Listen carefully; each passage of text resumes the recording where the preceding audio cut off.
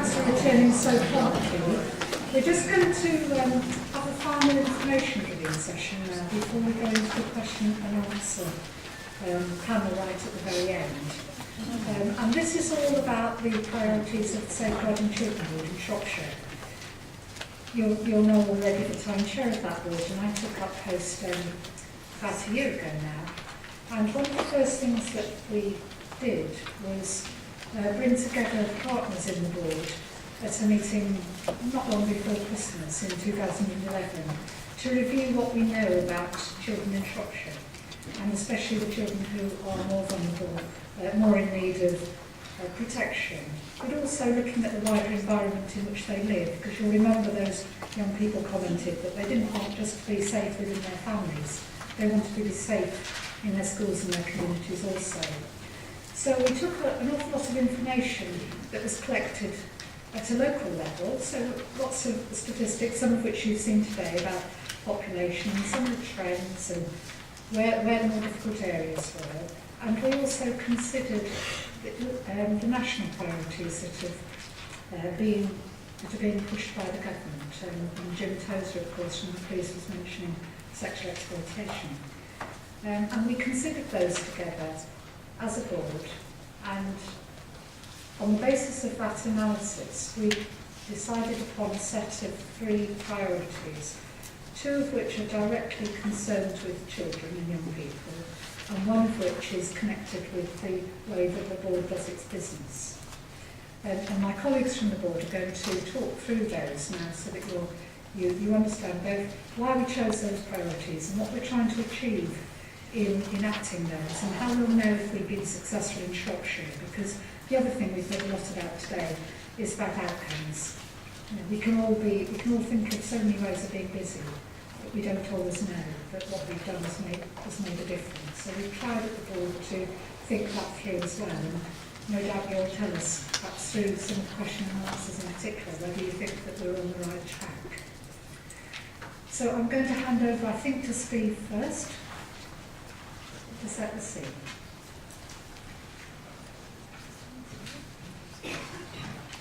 Thank you, Sally. I did manage to make it up to the stage without falling over, so that was one success so far. As Sally was sort of pointing out, sort of as the day's gone on, the relationship, I think, between the priorities of the Safeguarding Board and the priorities that have been shaped by the Children's Trust are very much aligned, and particularly in relation to understanding what children and people and the families think about what actually is a priority for them and how we best communicate the work that we do with them so that it's better understood, but also to understand the type of service that would benefit them from recognising their wishes, feelings and expressed views. And we'll come on later in the sort of presentation about one of the ways we captured some information and thoughts about children and young people experiencing offers of help, for example. As Sally said, we've got 3 priorities of the Safeguarding Board, which are outlined within our business plan, and the annual report, which should be on the website now. It's had many reincarnations and it's had a final version, so that should be on the website now, and that also contains the business plan progress from the previous years, but also about looking forward into the future. The first priority for the Safeguarding Board is children who go missing, and that includes children at risk of child sexual exploitation and trafficking. There we go. Okay. And really, what I wanted to sort of just take a moment to think about what we heard earlier today when Jim did some speaking around the missing agenda in Shropshire. There's a unique position in Shropshire in terms of the number of children and young people that we have living in Shropshire who originate from another local authority but are looked after by private care providers. And currently we have around 320 of those young people, plus 200 and odd of our own young people. There has been some significant work that's happened around ensuring that we know, as a local authority, that children have moved into our area from another authority, but also about what happens with that information and how that's exchanged with others. And there's been significant work that's taken place in respect of that with our private care provider colleagues. I think that there's been a plethora of media interest in children who go missing and child sexual exploitation, and the two agendas really are significant links. I think I'm just reminded that the Children's Commissioner for Children for England explained during an all-party parliamentary group inquiry in relation to missing children that children could go missing as a consequence of child sexual exploitation, in addition to their missing episodes placing them at risk of child sexual exploitation.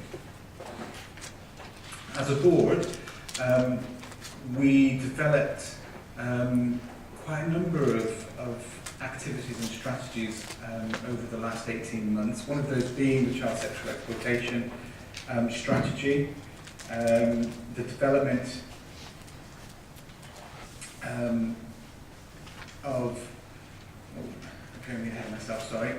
the development of child sexual exploitation panels, etc., which Lisa's going to come on and talk about shortly. But the missing protocol was revised and adopted in Shropshire, and there's also a safeguarding group that was developed around child sexual exploitation, a missing group that we're also looking at, and there's also e-safety, which is around sort of cyber safety, and we're looking at developing and moving or proposing that those groups come together into one, and making those agendas quite explicitly. Okay. I think Jim talked about earlier as well in the day that some of the work that we've been doing as a child sexual exploitation panel, we've had 28 cases in Shropshire that have been identified as potentially being at risk of child sexual exploitation from all over that county, from the deepest southern parts of Shropshire to the central area to the far north. What we found, and what we're beginning to find during that process, and some of these overlap, is that missing, in some way, shape or form, is a feature that is a common feature amongst those young people that have been brought to the child sexual exploitation panel. And I think it's important, this was discussed again earlier today, I think Sally mentioned it and others, the Rochdale Learning Review of multi-agency responses to child sexual exploitation. It's not a full serious case review. They hadn't commissioned that at that stage, but are in the process of that, I think, at the moment. It reminds us really of the need for the multi-agency work that we do need to do to clearly understand and create a common understanding of what child sexual exploitation is, but also to develop some of our responses to that, which do have to be bespoke. They can't just be the same response to every situation. But I think it challenges us to think about the notions of consensual relationships, particularly when we're talking about older teenagers, and the idea of choices of relationships and life choices. And it really does make us stop and think, actually. We have young people who may be sexually exploited, and we need to really challenge ourselves and colleagues about the ideas of consent. Okay, we'll come on and talk about that a bit more, but I just wanted to talk about some of the progress that's been made in relation to this. The Strategy and Practitioners Toolkit has been launched. There's been a series of managers briefing. Developing practice modules are out and running, and I put a plea out there to people if you haven't undertaken this. It's an excellent course, and really has been informed by the Just Whistle arrangements, which some of you may have heard about as well.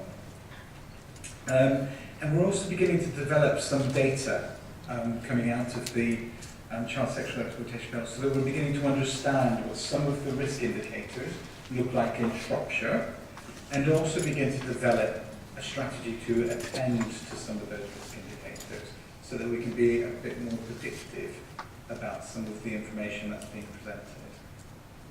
Okay. And just to give you a quick overview of some of the outcomes from panel, that's from December till now, and there's multiple outcomes potentially, but social care involvement, whether that's for a looked after child. Lisa, I've just realised I've stolen your... I'm sorry, I was on a flow.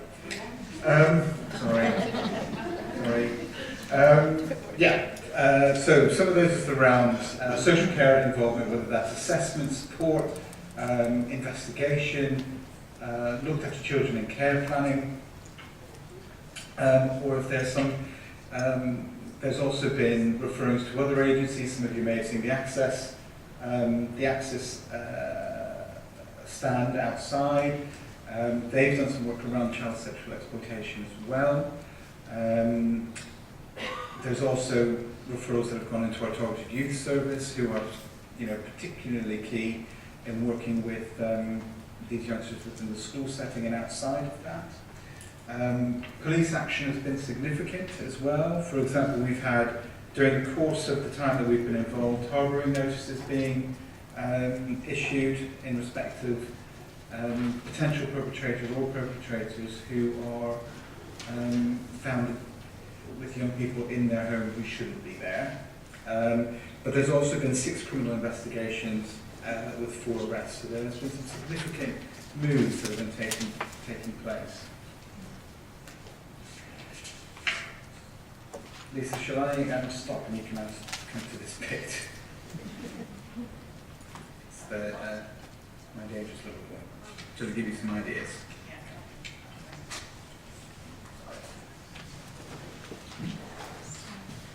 Okay, so what we wanted to do now, for those of you that haven't perhaps been involved in the managers' briefings or any of the sexual exploitation training that we're delivering, we just wanted to show you a 4-minute video clip which has been developed by the UK Human Trafficking Centre. It's based on a true story, and what we want you to do is to consider how, it's Jade in the clip, the name of the young girl, how a young person at risk of sexual exploitation might present themselves to your agency, and how your agency might respond to that.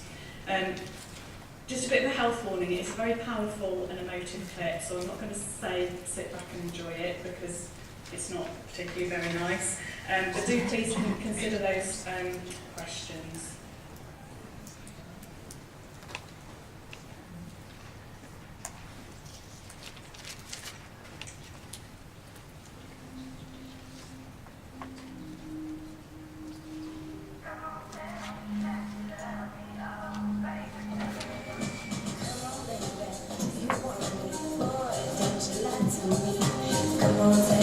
That you love me, oh baby, set me free.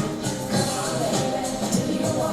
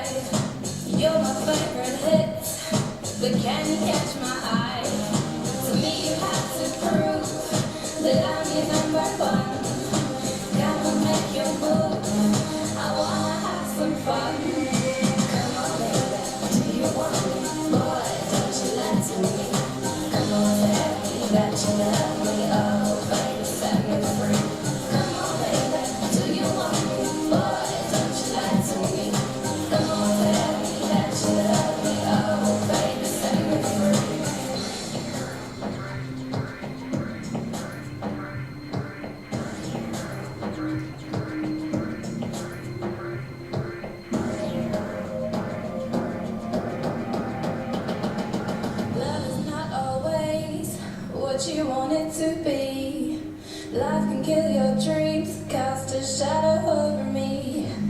You came into my life and swept me off my feet. You promised me the world and now my heart has lost its beat.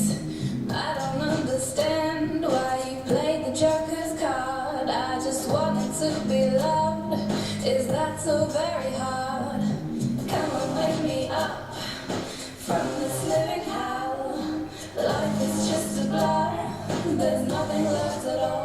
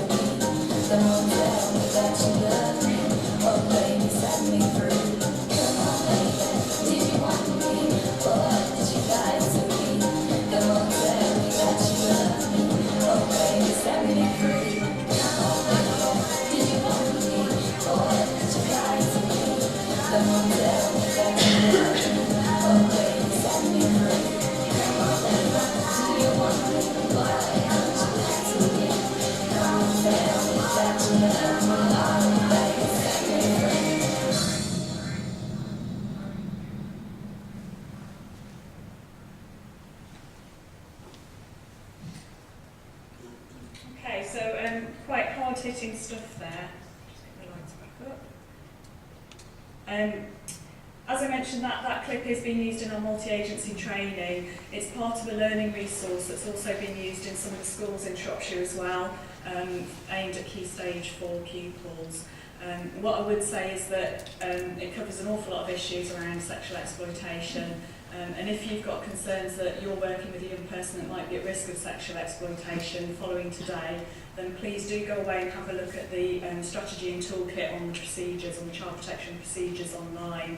And within that, within the practitioner's toolkit, there's information on how you can identify the risk, assess the level of risk for that young person, and then make the necessary referral either into the panel or take more immediate action. Okay, and I'll hand back to Steve. Yeah.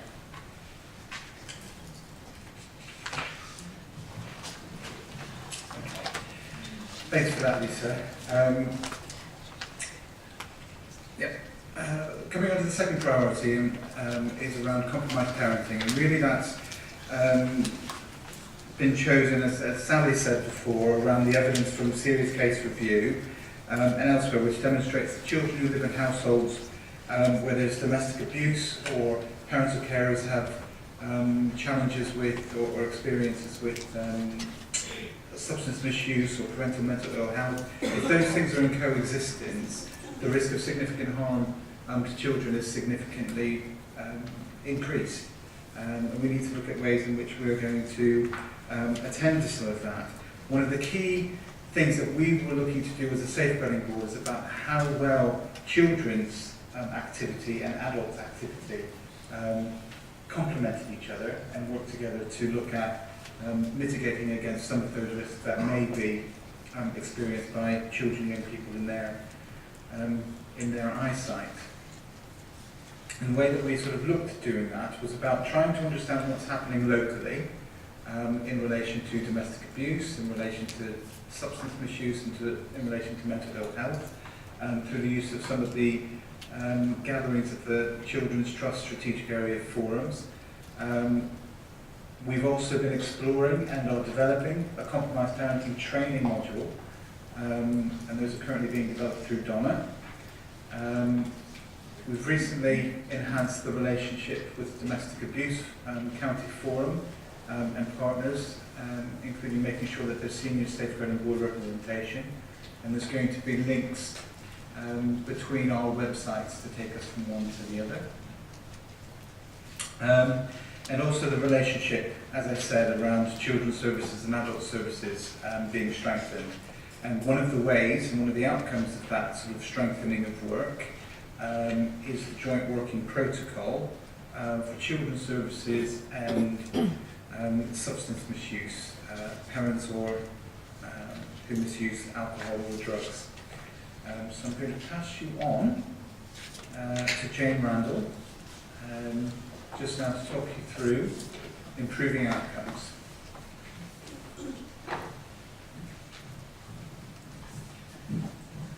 Hello, my name's Jane Randall, for those of you who don't know me. I'm the Drug and Alcohol Action Team Manager for Shropshire, and my primary responsibility is to implement the National Drug and Alcohol Strategies locally. I'm a Partnership Officer working primarily to the Safer Stronger Communities Board, but as you probably agree, drugs and alcohol cuts across a number of themes and priorities, and so quite often do lots of joint work with other partnerships. So I'm going to tell you today about a piece of work that I've been doing with the Safeguarding Board and the Safer Stronger Communities Board about improving outcomes for children and parents who misuse drugs and alcohol. Right, let me just make sure I can do the technology. Okay.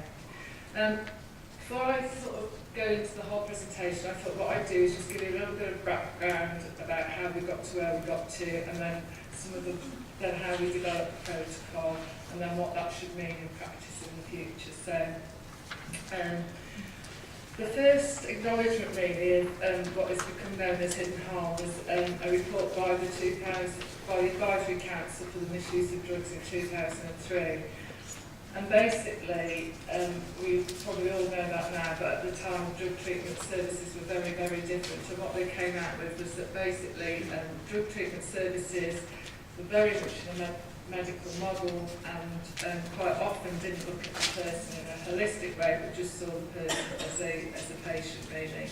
And basically they concluded at the end of the report that parental drug misuse can cause significant harm, and that reducing this harm should be the objective of policy and practice, and actually only by effectively treating the parents would we have major benefits on the child. And the next bit of policy really that was significant to me was the National Carer Strategy. Nothing to do with drug misuse, but it did the first time ever recognise that substance misuse, families affected by it, should have the same rights as other carers, because their lives were significantly impacted upon that. And then if we go right back down then to the National Drug Strategy in 2010, which was marked as a step change in terms of its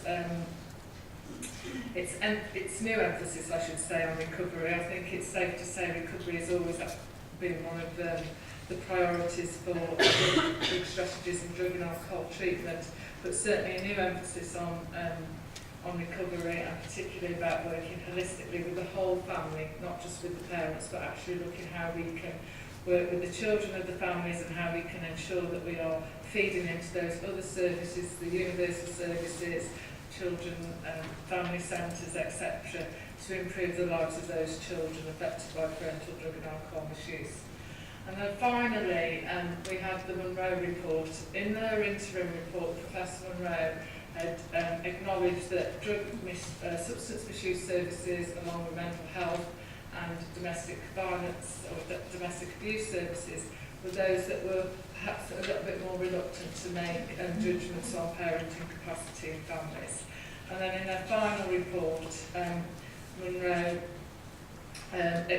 basically recommended that adult services, all adult services, needed not only to ensure that the children were safe within those services, but where we were identifying need, that we were actually supporting and ensuring families were getting the help they deserved and intervening earlier. Okay, so now for some stats.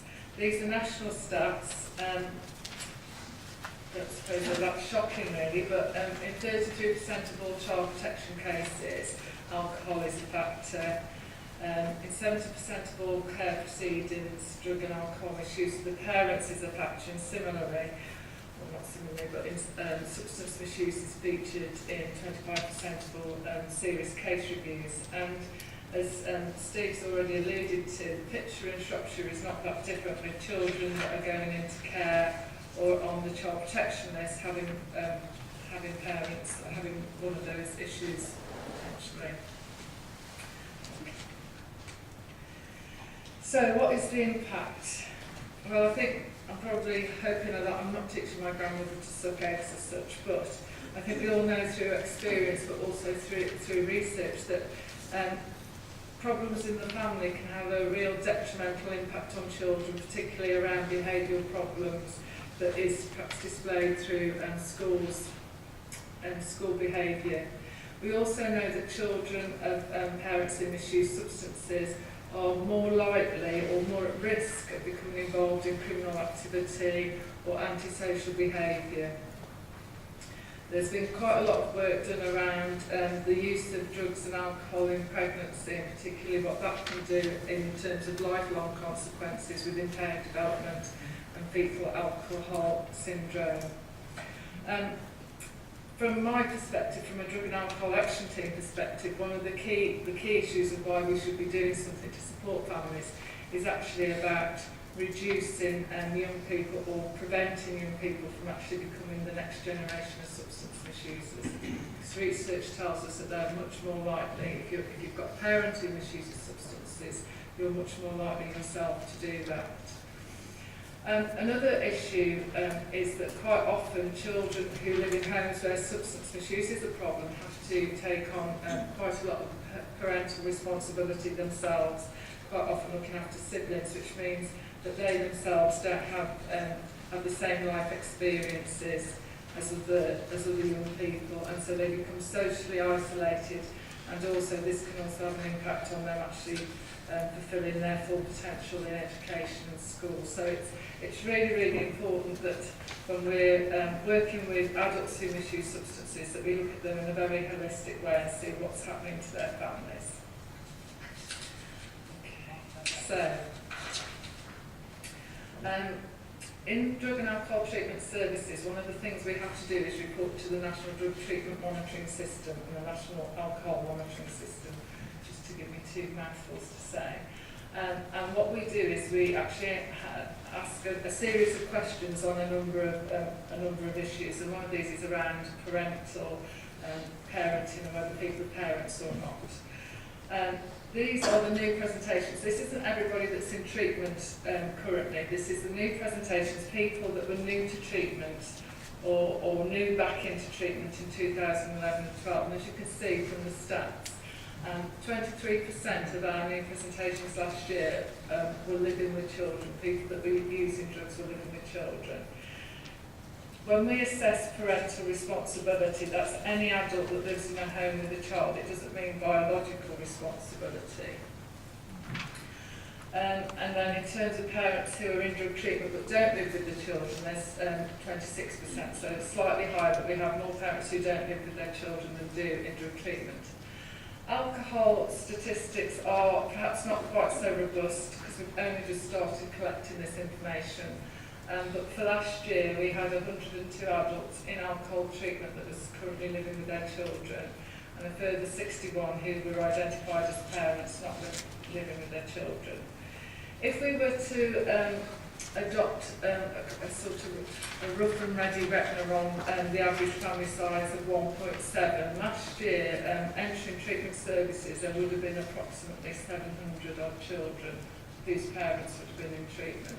So I think it's, you know, and if we sort of go back to the hidden harm report, we know that actually parents in treatment is much more beneficial, and there's lots of parents out there who aren't in treatment whose children are being affected by the parents' substance misuse.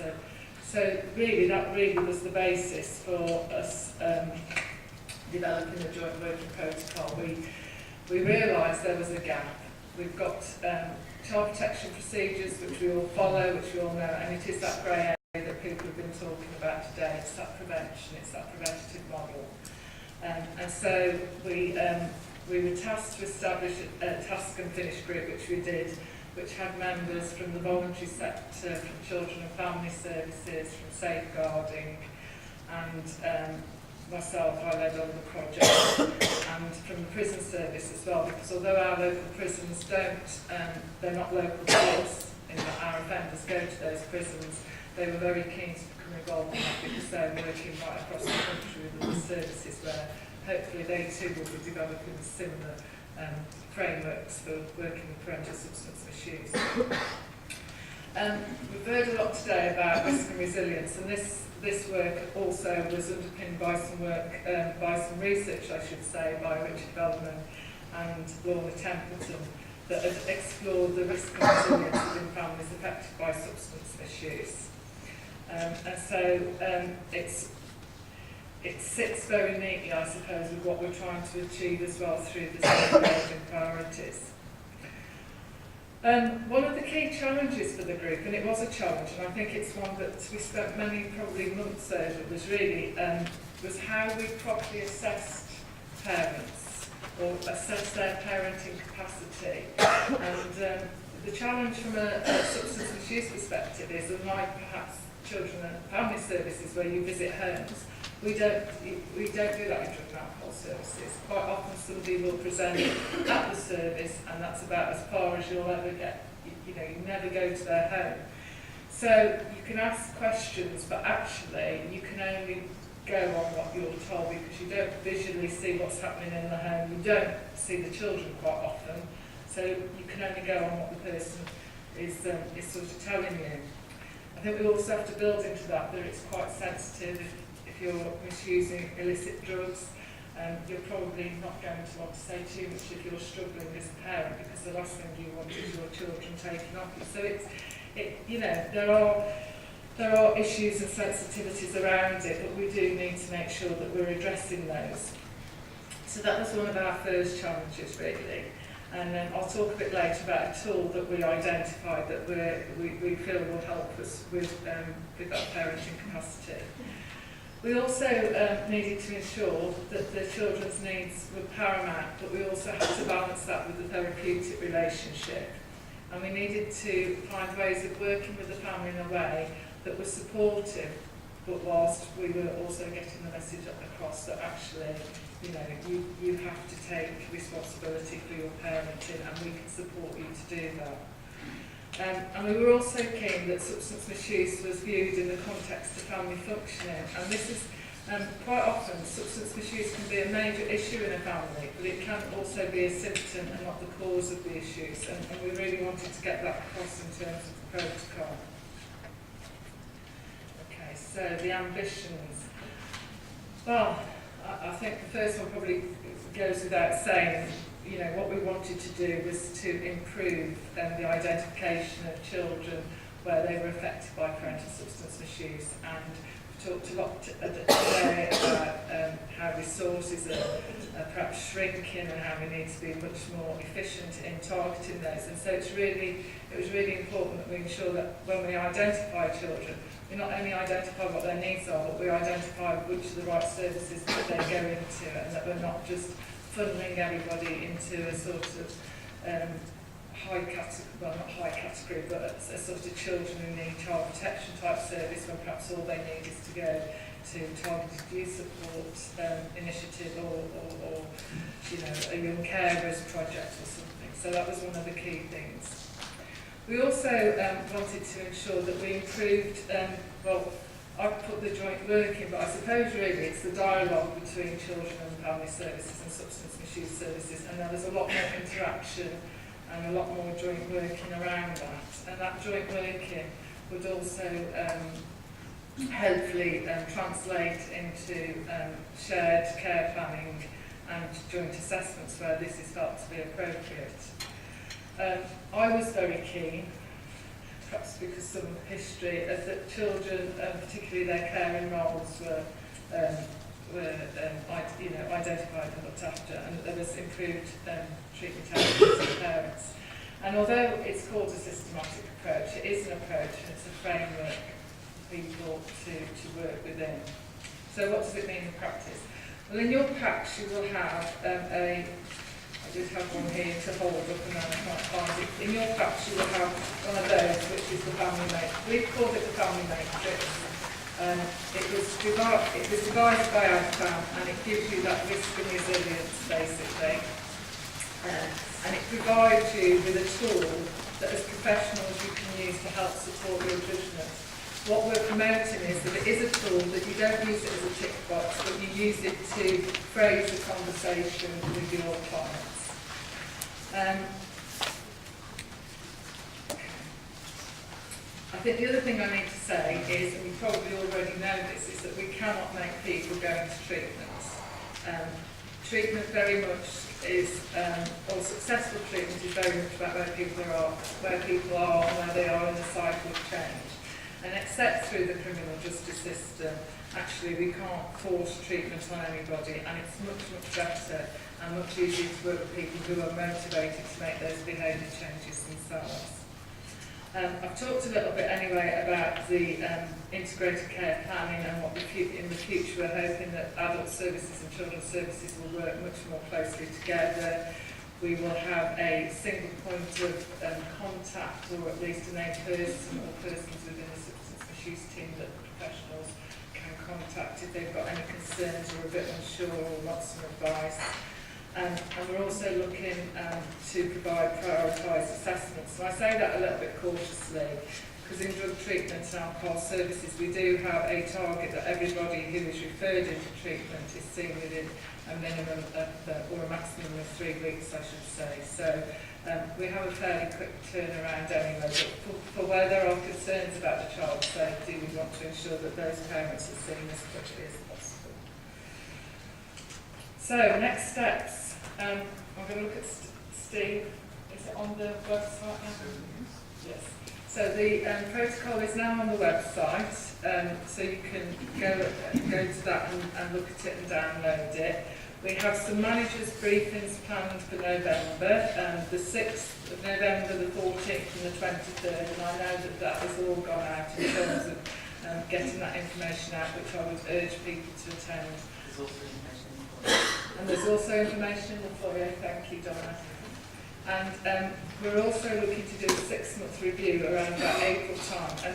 And we've talked a lot about developing a learning culture, and it's very much that. The protocol was widely consulted on, you know, but what works in practice, or what would appear to work in theory, doesn't always work in practice. So we're very keen that we review it and look at where it's worked well and where it hasn't worked so well and make changes. So it's, for me, it's a living document, and one hopefully that will evolve as we get better at working together.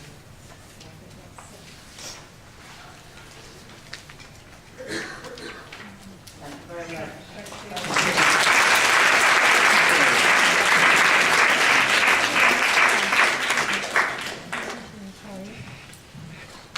So as Jen said, you've got there's a case study that just describes the bits in your pack. And the family matrix. We don't need to discuss that because we're going to be short of time. But Liz, are you going to do communication? Yeah? Okay, so the third priority for the board then was communication, and we decided on this priority because we recognise the importance of promoting awareness and developing an understanding of the need to safeguard and promote the welfare of children and young people. And as part of that, we discussed at our development day all the different things that might encompass. So we looked at promotion, community engagement, strengthening the relationship between the board and the community and voluntary sector, and through the engagement of our community members on the board. We also talked about interagency communication, hearing the voice of children and young people, which I'll talk a little bit more about in a moment, and also information sharing. So they're all things that are within the Safeguarding Board's communication strategy, which is due to be launched through the board's subgroups in the coming months. The Safeguarding Board has also been represented at the Shropshire Children's Trust Strategic Area Forums recently, where we've presented and consulted on the Safeguarding Board's priorities. We're in the process of developing a bespoke Safeguarding Board website, and more details about that will be with you shortly. And I've already mentioned consultation with children and young people, which is a key area of work for us. And what we wanted to do partly for today was to engage a group of young people and hear their experiences of trying to gain offers of early help, really, and what it's felt like for them. And we wanted to do that through an arts project so that we could share some of that with you today. We worked with, or Anthony, who I'll introduce in a moment, worked with a group of young people that were 16 to 18 years old, and we chose that sort of older age range, so they'd had some life experience and had obviously been on a journey to where they've got to today. And we know that it's not always an easy journey. We know that it's not always easy to ask for help. And we just wanted to find out what it's like for young people to grow up in Shropshire, and if they have had to ask for help, what it felt like to ask for that help, guidance and support. So I'll hand you over now to Anthony Williams from Targeted Youth Support, and he'll tell you more about the project that he was involved in.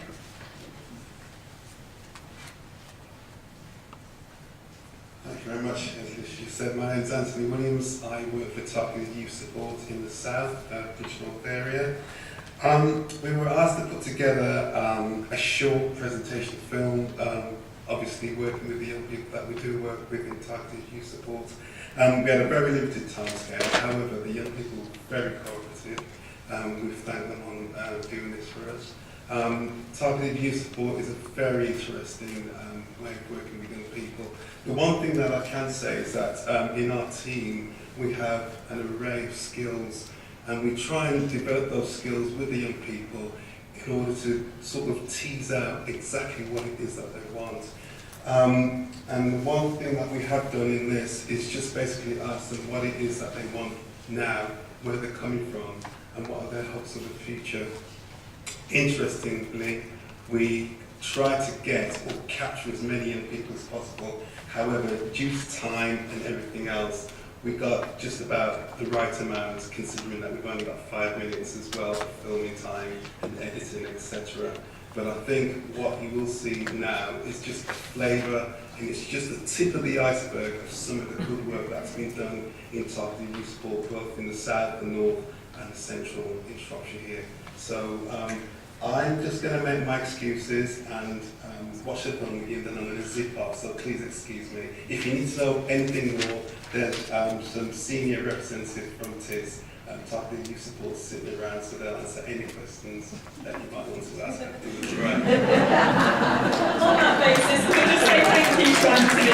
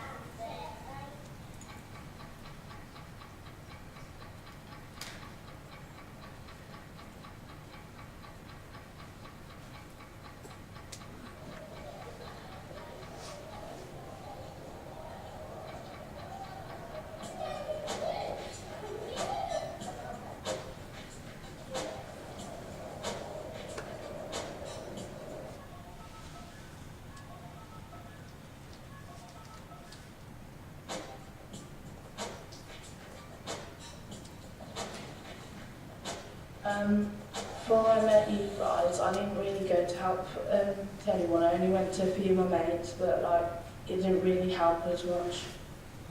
So you guys helped the team a bit more.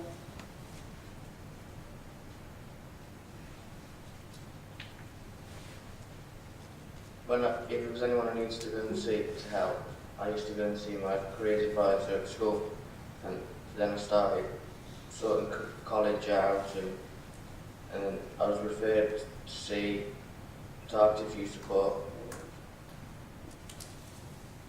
When things weren't quite as that it wasn't that good, when I came to you guys I was a bit shy and everything, and I didn't think everyone would have a similar problem, but some guys did have a similar problem, so it made me feel more at ease and how I could talk to them about it. When I needed help, and I was told where to go, and I asked if I needed help, and they helped me sort my questions out and helped me sort things out.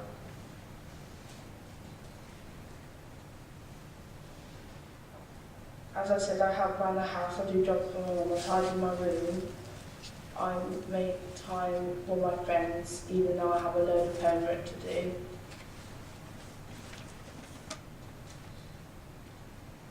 It was at home. It wasn't too good after my mum and dad splitting up, and it caused me to be in trouble at school, be naughty in school and things. And when I went to the tuition centre, it helped me get on the right rails and see the right people and get to know other people and things like that.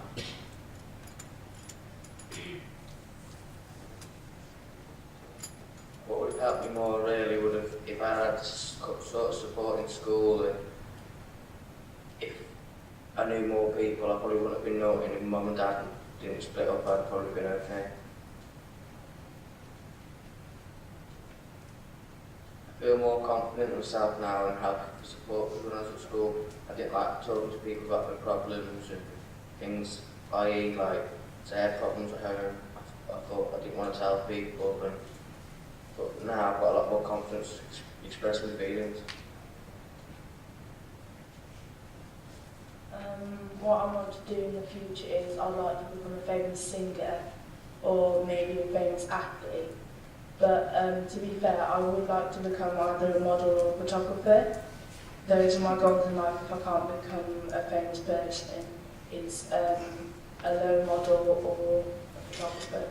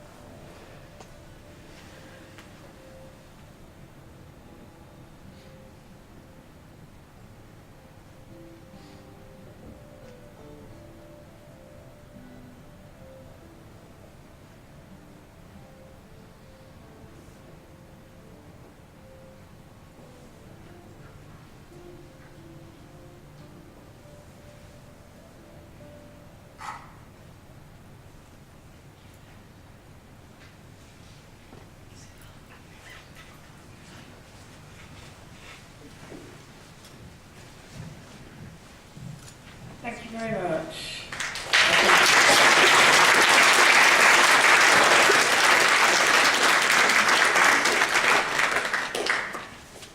I think that is a true illustration of how help can help. Just get the lights right. And I think that's absolutely key, to hear from young people in Shropshire that have received help at all different levels, varying levels of help and support. And one of the key themes that came from that was, I want the support in my school, that's where I am, that's where I'm best able to receive that. And I think that's one example of how we can get that feedback from young people, and that's what we're going to get smarter at doing. Now, can I invite to our question and answer panel the people who agreed to be part of it? So we have David, Sally, Rod and Sophie. And Kath. Yes, Sophie.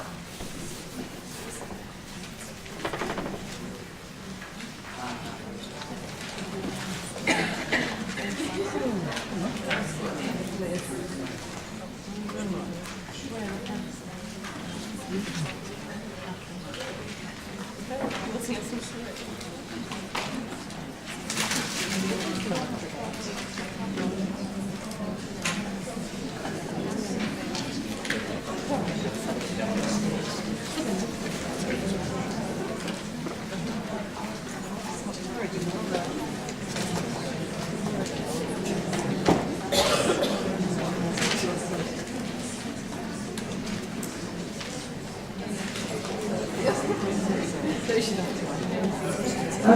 you,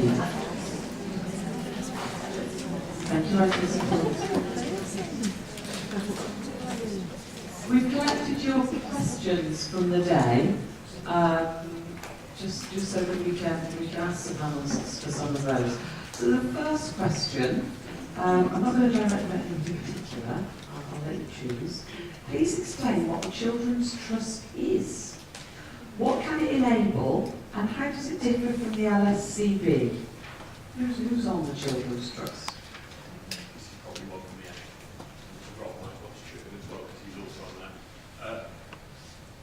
It's always much more difficult actually to explain the Children's Trust than it is the local safeguarding boards. Essentially, I think the issue is that the Children's Trust does this thing called commissioning, which is equally a difficult concept to get your head around. But essentially, I think what the Children's Trust's job is trying to organise services in a way that best meets the needs of children, young people and their families. And I think the role of the Children's Trust, and one of the reasons why we want it to be a much smaller body, is to get those organisations at a very senior level talking together and thinking about how we join up our services in a much more organised way. So an example, I suppose, if you're thinking about the Children's Trust, would be, for example, around the mental health services for children. It was the Children's Trust that organised and talked, Rob and I, in fact, talked about that and talked about bringing somebody in to look at the mental health services for children in Shropshire. And it's people on Children's Trust, actually in this instance, Kath sitting together with colleagues from the clinical commissioning group and working out how best we then organise that service and shape it. So in a way, the job of the safeguarding board isn't to direct or commission services. The job of the safeguarding board is to oversee that, to challenge, and in many ways it's a relationship of challenge. The safeguarding board ought to be challenging the Children's Trust if they think there are gaps in service, things that we're not doing as well as we ought. It's for the Children's Trust to respond to that challenge and say, okay, that's the area, what do we do with the resources we've got in the most effective way we can? You could give an answer which is about 2 hours long about what is commissioning. If anybody wants a longer answer, I'm perfectly happy to provide it. But in short, I think that's where we're at. Yeah. Well, is there anything else you would on that? Thank you, David. Thank you. The next question. The early help offer will only work if there is investment in frontline services. How are you, and I'm rephrasing this, how are we going to guarantee this?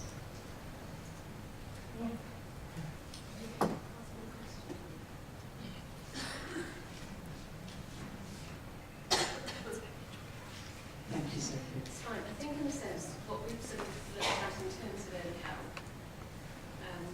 has really been around the positioning of support for practitioners as well as families, children, young people, in terms of developing professional capacity and, as Sue referred in her presentation, on organisational learning. So in terms of there being any suggestion of disinvestment in frontline services, that's certainly not what we're looking at. In this respect, what we're talking about is, like I say, developing professional confidence and competence in terms of their skills. And that really is the whole ethos that sits behind the work that we've been looking at in terms of the early help. I don't know what you want to say.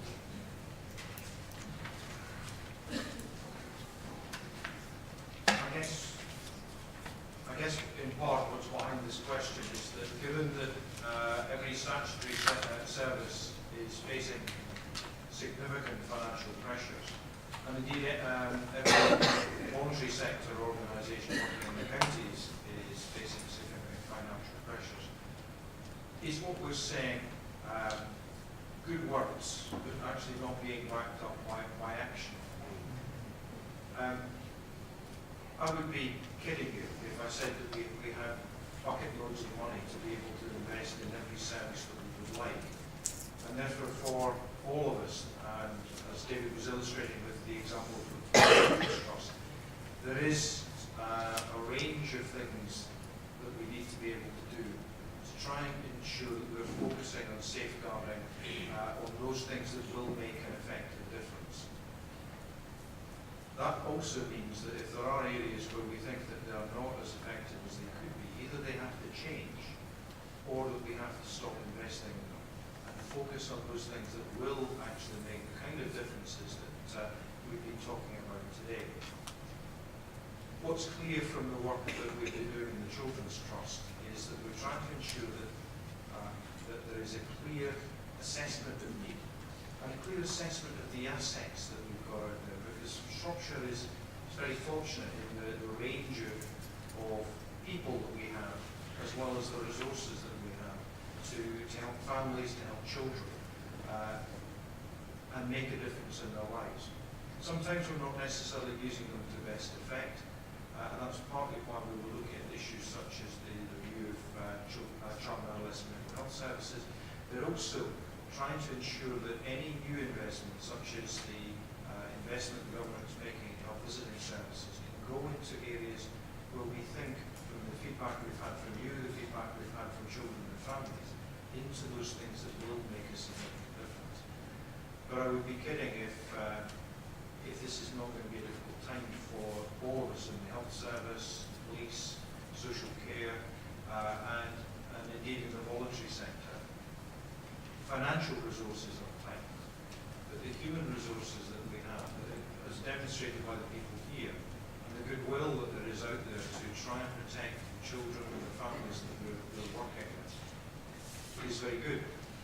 For those of you who don't know me, my day job is Director of Public Health, but I've been working in safeguarding since the time I began training as a mental health nurse. And I've seen safeguarding in different guises through working in accidents and emergency departments, being a frontline health visitor in the East End of Glasgow with a very heavy caseload of safeguarding cases. As the equivalent of a magistrate in the Scottish system, for 7 years I was a children's panel member and dealt with over 500 families and more children who were in the safeguarding system. So when I look at these issues and I look at the kind of decisions I'm going to have to make as a member of the clinical commissioning group, commissioning services, I hope I'm seeing it still from the front line and still from being a practitioner in different aspects of healthcare. But for all of us, we don't have the luxury with the resources that we've got to invest in everything. So it's important that we are investing in those people, you and your colleagues, and in those services where we know that they will make a difference based on the evidence that's around. Thank you, Rod. But under the safeguarding board here, it's not to commission services, but we are there to coordinate and ensure the effectiveness of those. And one of the discussions I was having earlier today was about how we ensure the effectiveness of early health services. And one of the things that we know from talking to parents and talking to young people and children is it's often really simple things that make a difference. It's not really big, complicated, expensive services. So one of the things that I think we want to do at the safeguarding group is be learning from the children, young people, and parents about the early help that makes a difference for them. Because as Rod says, we want to do the things that make a difference and not do the things that get in the way. So for those families that are dealing with the 17 different professions coming in who wanted a single point of contact, that's what we need to understand. And it's so simple in some ways, but it's a simple thing sometimes that don't so difficult to achieve. Can I just make one other observation?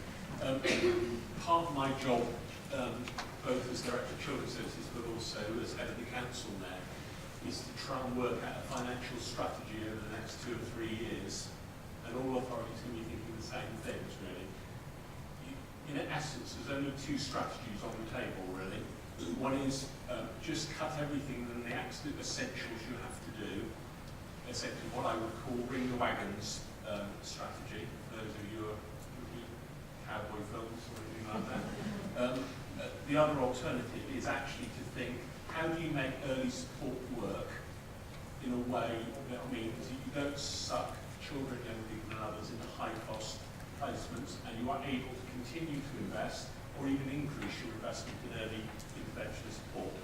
So words isn't enough. We actually need a financial strategy. Every single agency is where I'm at. So I'm talking about here the council and the children's services within Shropshire, but actually the health service is in exactly the same place, as is the police service, as are lots of other services. We have a choice to make. We don't really, if we're down this strategy, which is family support, we've got to make it work. This isn't a strategy about discovering new need. It isn't a strategy about doing more intensive work with more people. This is a strategy about saying, if we collectively, all of us, and it'll only work if everybody in this room plus all over Shropshire does it, if we collectively work together to intervene earlier, to build on families' strengths, to build resilience. I really like the word Becky was using on the resilience word, build the resilience of our children and young people, and we will be able to deliver and continue to deliver this strategy. If we don't, we're sunk. So, this is a really important thing, and it's got to be underpinned by a sound financial strategy all the way through. Really, really important. Thank you, David. That's brilliant. Thank you. The next question then is, what support will there be for services in preparing for the new Ofsted framework?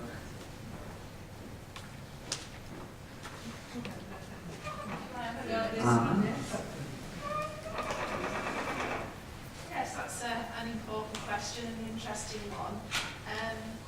Clearly, what we're about with all these developments and the developments of early health is about doing this for the right reason. We want to do better for our children and families to ensure, as we've said, they get that early help. So we're not doing it for the benefit of Ofsted. But nevertheless, we do want to demonstrate clearly that we have taken on board messages from both our previous inspections and peer review, and really demonstrate that here in Shropshire, we can get it right, we can do our best. So in coming weeks, we will look at what will be expected. We will look at that certainly within the council, within the safeguarding group. We'll make sure that we're well prepared. But certainly partners as well are looking at this, are asking the question. And through the safeguarding board, we will make sure that we've met with the agencies, that all agencies are preparing appropriately and having that information at their fingertips.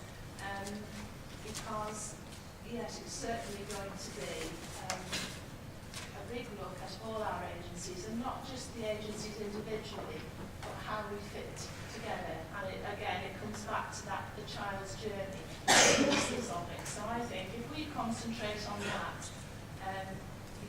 we'll stand up very well, I think, to scrutiny, and with the support of the board, which is increasingly challenging, I'm sure we'll get that right. Thank you, Heather. That's brilliant. Has anybody questions from the audience? I have more questions here, but I'm just wondering, is there anybody that would wish to ask a question of the panel? There must be some brave people out there somewhere. Well, I've got a mic and I'm Uh-huh. going to use it. Would you like to say your name and where you're from?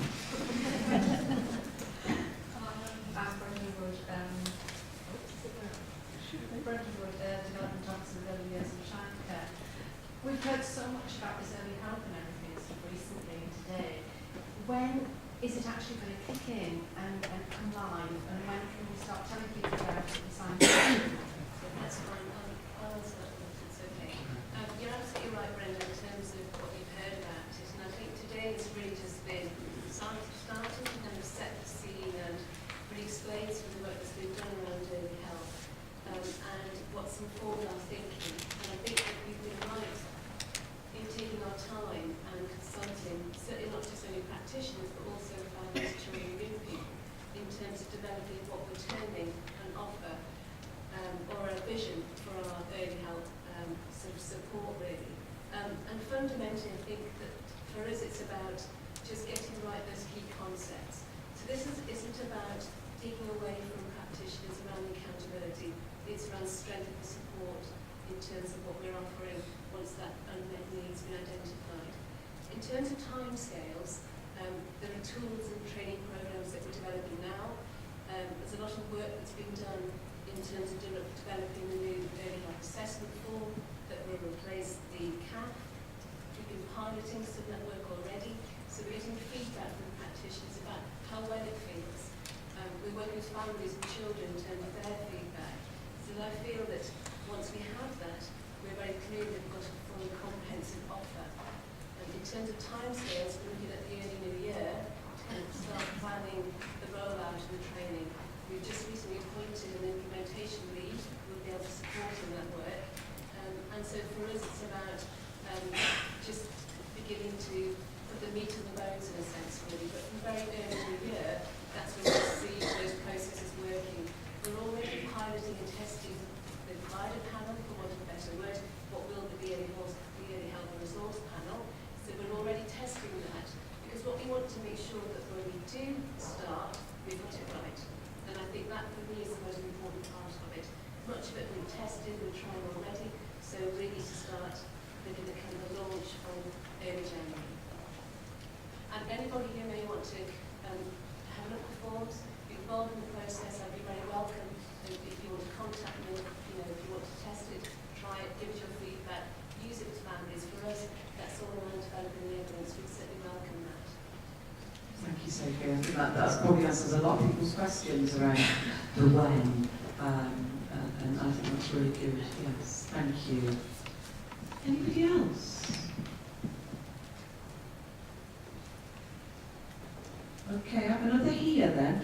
How will you address those who are given early intervention and then become too reliant on services, which could lead to extra resources and costs which are not needed?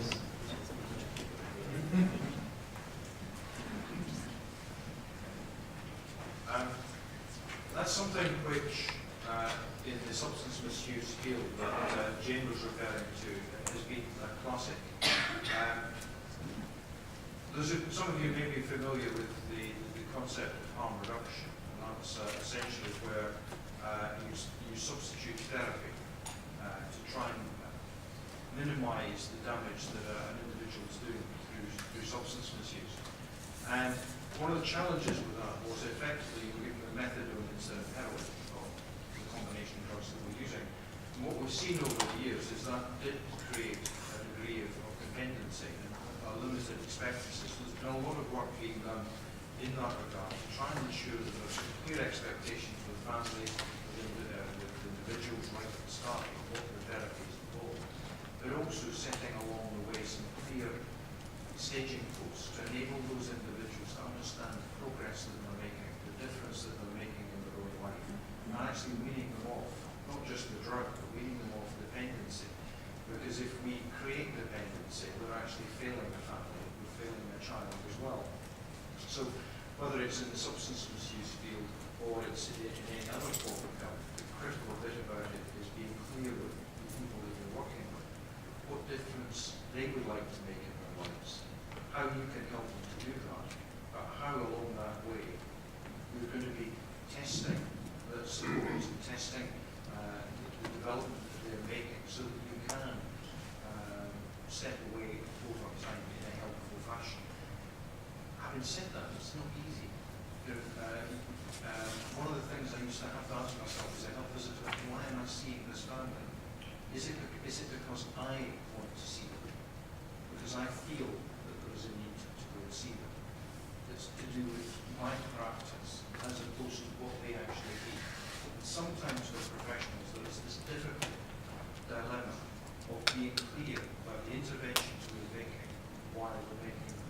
So critically in any care plan that we're developing with the family, with the child, it's being sure about the end that you're trying to achieve and checking that every so often to make sure you are actually making that progress. Otherwise we're wasting the resource and we're not helping the family or the child.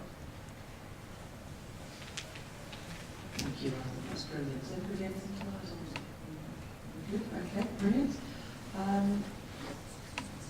Can I offer the audience any further questions or comments? Thank you, Jill. We encourage consultation. You just say where you're from. My name is John Middleton. I'm part of the senior management team for a private company that provides residential care. And one person I would have loved to have seen sat at that table would have been some representation from the police with regard to their management and supporting staff managing the risks of child sexual exploitation.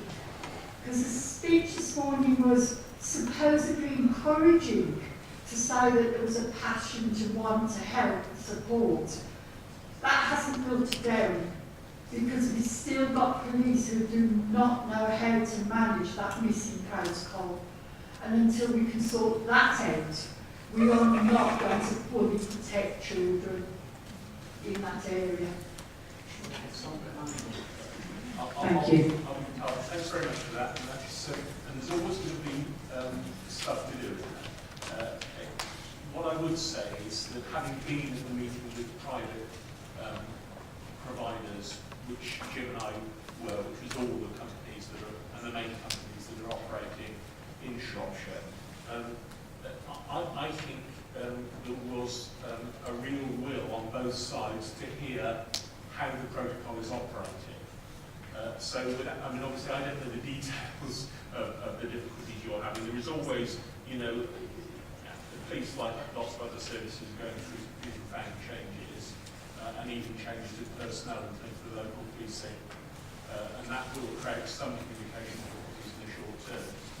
You know, my advice is twofold, really. One is, I think, we are going to be having regular meetings with private companies operating in the area. I think it's really worth, if you have concerns like that, obviously feeding that up, so that not only can anything come on an operational level, but on a more general level, and I think that we're willing to listen to that.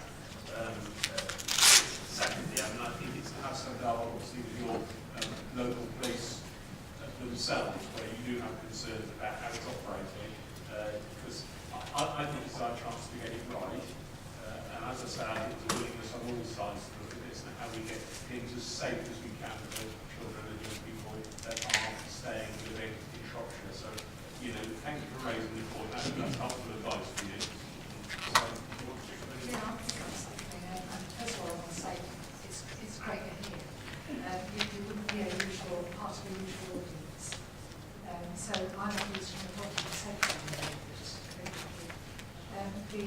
When we talked about earlier on about setting priorities, we were very, very preoccupied with this group of looked after children who were being imported into Shropshire. And it's a great place to come and live, I'm sure, from the perspective of young people some of the time, but we know how vulnerable they are. So it's extremely important that we work with the sector that you represent to be able to get it right. We heard Jim and David refer to the various protocols and activity that we're putting in place and which the board is overseeing to try and address the needs of this particularly vulnerable group.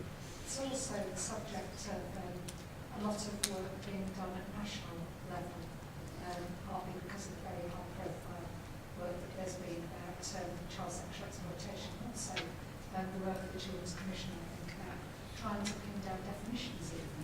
At the moment, it's not possible to define a missing child in a way that's comfortable across boundaries. So the more feedback we get from all of you, but particularly those of you who are working directly with these young people and with the authorities that are placing them, the better we'll get our responses in Shropshire, the safer we'll keep that particular group of young people. So please keep the challenge coming, because the board doesn't want to be the only challenge in the system. We want everybody to be challenging the system, because together we'll be able to get it right.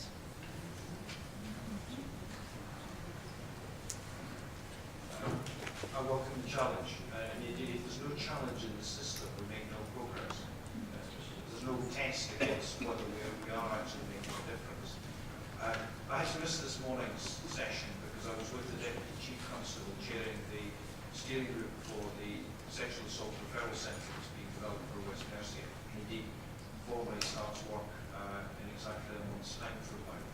So I know from the regular contact I'm having from the Chief Constable, the Deputy Chief Constable, that the willingness and the wish to improve the way that we support victims of sexual assault or individuals who are exploited is something that's coming right from the top of the force, and they've put a lot of effort into ensuring that we get a high quality service being developed. But critically about all of that is actually ensuring that we can encourage young people and adults to come forward if they have been the victim of sexual assault or exploitation. So part of the communication strategy that we have to do with young people, with adults, is to ensure that they understand what support is out there for them and give them the confidence to use it.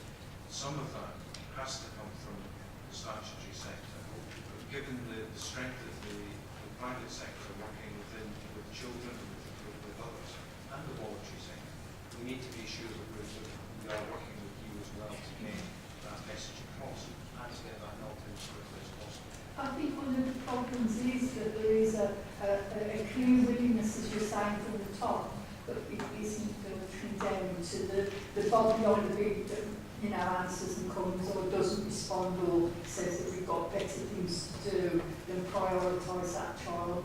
And they don't understand the frustrations that other staff might have in that process when they understand that there's a real risk to a child that's vulnerable out on that street, not quite sure where they are. And I think that's difficult. I think one of the things that we will pledge to do, and Donna, perhaps you can make note of this, is to make sure we can bring back to Jim Taylor's. Yes, thank you. We will do that. Yes. Anybody else? Any further challenge or comments? Oh, we're on a roll here, ladies.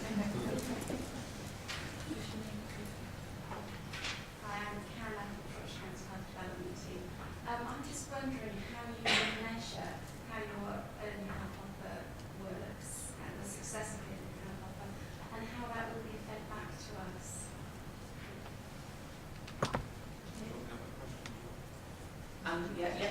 Let's go further. My comment isn't a question, it's just something I heard on the radio this morning that I think it was a comment that was made in conjunction with further cuts to the benefit system. But basically, I think a charity reported that child poverty is going to rocket over the next couple of years. And I remember child poverty being mentioned in previous children's and people's plan. And I'm just throwing that in as, is that something that needs to be acknowledged or prepared for? It's not a question, it's just an observation.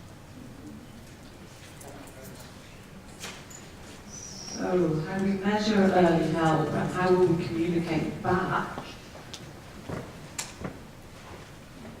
was having exactly this conversation in Rake about measuring the impact of the early help strategy.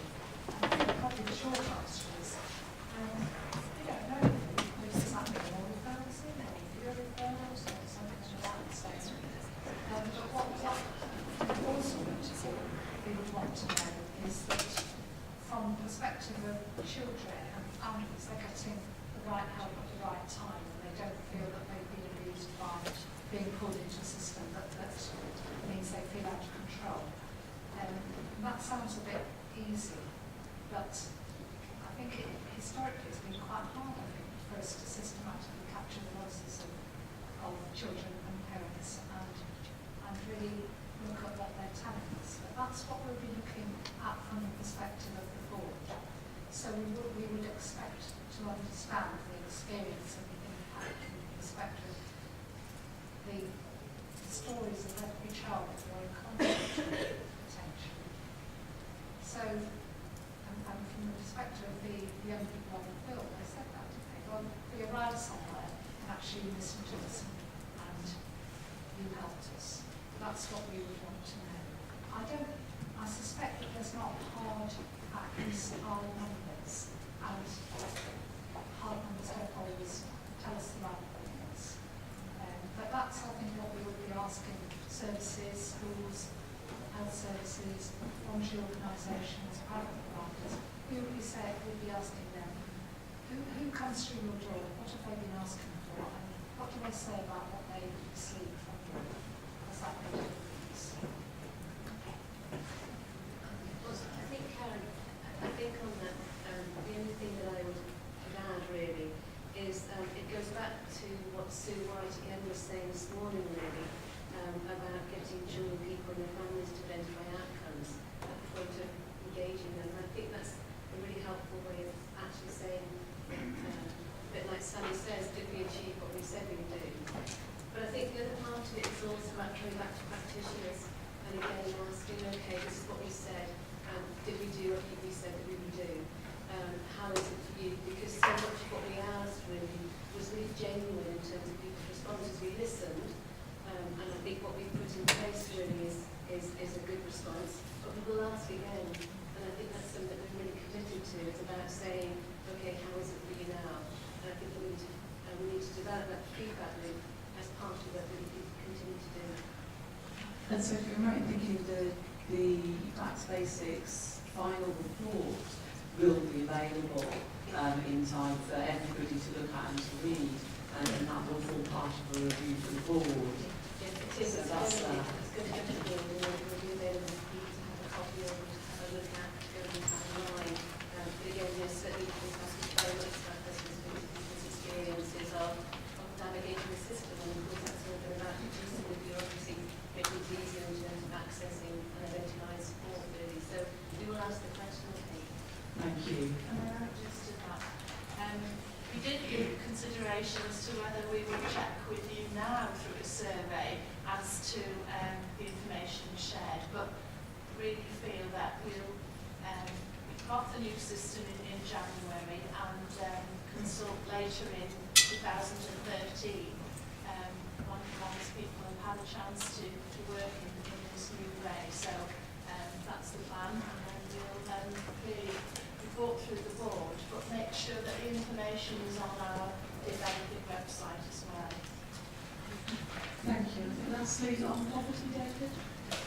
To take advantage of the fact I'm speaking, just to add one thing on that previous question, which is I think we need to understand better how many who we're offering early intervention support for. Because at the moment, I've probably got as good information as anybody, and I only have a very shadowy idea about the number of children we're in touch with, the number of people we are currently doing active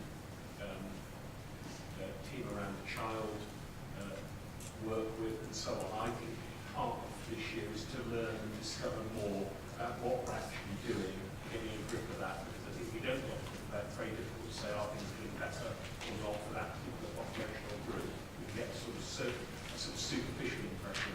The other group, the early support advisors as well, will be in a fantastic position to give us some of that data information. On child poverty, I've got to say I find this a really difficult issue. Because trying to work out where child poverty is occurring. I think if people are saying, should we have a separate child poverty strategy, I think I would really find that difficult, because I think people find it hard enough to get around all the documents we've got, including, so I want to keep it very simple. So we've got a children's people's plan, remember the house, remember our priorities, and all that sort of stuff. I think we can keep it as simple as possible, but we do need to keep an eye, I think this is a good point about we do need to keep an eye about the impact of poverty. I mean, when I learned about poverty, the original Roundtree studies and Charles Booth and all that sort of stuff, there was an issue about primary and secondary poverty. In this country on the whole, we've got secondary poverty, which is about poverty of experience for children and young people, and therefore, hence, I think if you look at the themes running through the Children and Young People's Plan, it's about the widening gap which we've got to try and address in relation to education aspiration, achievement. We're talking about health inequalities in relation to people's outcomes, children and young people's outcomes, both from birth all the way through, and so on. So I think what we've got to, and obviously then the numbers in not in education and training, taking over apprenticeships and so on. through, because those are the group who will be particularly vulnerable as the impact of recession and other things bite. So we need to keep a watching eye on it for sure. It is an underlying sort of thing that can destroy people's lives in lots of ways. I don't know what the observations on it. Makes you think, particularly linked to health inequalities. As part of the joint strategic needs assessment that we've been doing, it's clear that across different parts of Shropshire, no matter how affluent many of the population are, we've got significant areas where the level of poverty or deprivation is significant. There'll be particular areas of Oswestry, Bridgenorth, Shrewsbury itself, just to name a couple, where if you're looking at a relatively large area within those towns, then you see that we've got populations who are in the top 20 to 30% of the national rating for poverty. So if 100 is 91 to 100 is the most affluent, then 20 to 30 is actually quite a poor rating in terms of poverty. But some of the work that we've been doing, when we look into those areas, highlight that some small areas of Shropshire are actually up in the top 10% or top 20% of areas of deprivation. But it's not a uniform thing, as David was alluding to.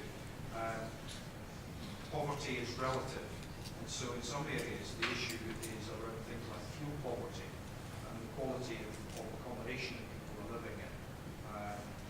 So that a significant amount of the family budget is having to go on things such as keeping the house warm. And therefore what's left over to individuals to make a difference in their lives and the children's life is very limited. We're seeing in places like Oswestry the development of a food bank, because increasingly folk are finding it difficult to go. And so it's not a uniform picture. Some of that information is subtle. We've got very good anecdotal information to suggest that there are families in some of our rural areas who aren't taking up free school meals for their children because that's not something that they do. But actually, if you made an assessment of their circumstances, they would be entitled to it. And there's a knock-on consequence of that, because in terms of them not taking up that opportunity, the school itself may not be able to get an opportunity to support the child in the way it would like. It's a topic which we could cover for hours, but as David says, it's something that A, we have to be mindful of. B, we have to actually make some real assessment of what those needs are. Recognise that they will vary quite considerably, because some will have different types of deprivation or poverty. Education is a good example. The figures around the numbers of people in Shropshire who have educational qualifications, isn't that great in some of the communities that we're talking about? And if education is seen as a marker into promoting health and well-being, and it is, then there's clearly a group within the community we need to do more for. But it's something which is part of the children's strategy, is part of the work on health and equality. Collectively, we need to be able to make a difference. Thank you. I think that rounds us up very nicely. Thank you, panel members. Thank you for attending, and thank you for being brave enough to sit there and provide such challenge. Thank you. I'd also like to say a big thank you to all of you for attending. Also, some thank yous to those people you may not have seen. So Tracy for doing the organising all outside. Lisa, thank you as well for helping with presentations, and Simon. And thank you to all of the speakers, everybody that's spoken, including Sue White.